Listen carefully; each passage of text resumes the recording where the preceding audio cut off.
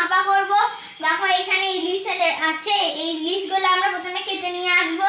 কেটে নিয়ে এসেছি, কেটে নিয়ে আমরা নুন হলুদগুলো মাখিয়ে নিয়েছি, সর্ষে তেল মাখিয়েছি, সর্ষে তেল মাখানো আছে, পোস্ত রসুন আর লঙ্কা বাটা আছে।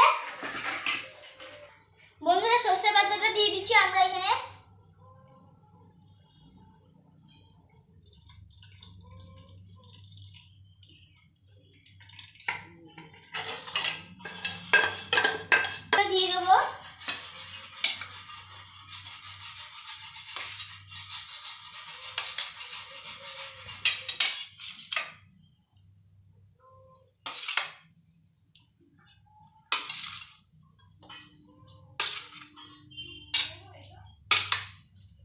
দিয়ে দেবো একটু সর্ষের তেল।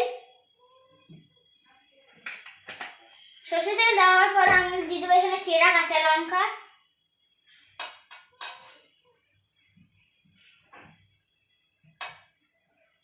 এখানে আমরা চেরা কাঁচা লঙ্কার সাথে সাথে বেগুন ভাজা আছে সেটাও দিয়ে দেবো, যাতে খেতে অনেক ভালো হয়।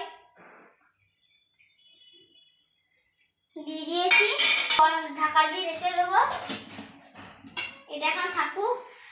এরপরে আমরা কড়াইয়ে জল দিয়ে দিয়েছি, গ্যাসটাকে অন করব। গ্যাস অন হয়ে গেছে, আমরা এখানে কড়াইটা চাপিয়ে দেবো। গ্যাসটা অন হয়ে দাঁড়াও,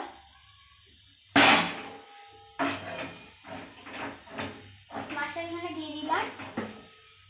তারপরে একটু নোড়া নিয়েছি, নোড়াটা উপরে রেখে দেবো।